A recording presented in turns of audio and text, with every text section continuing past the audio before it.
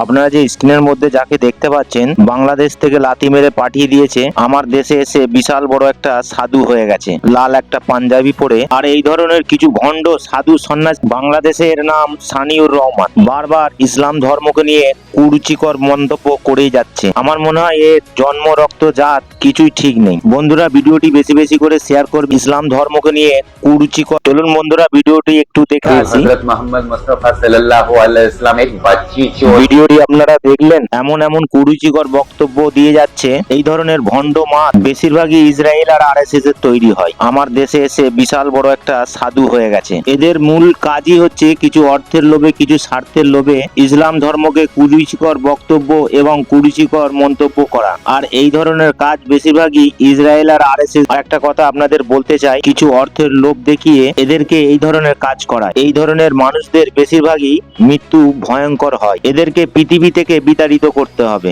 ভিডিওটি বেশি বেশি করে শেয়ার করবে। পরের ভিডিও দেখার জন্য আমার এই চ্যানেলটি সাবস্ক্রাইব করে রাখুন।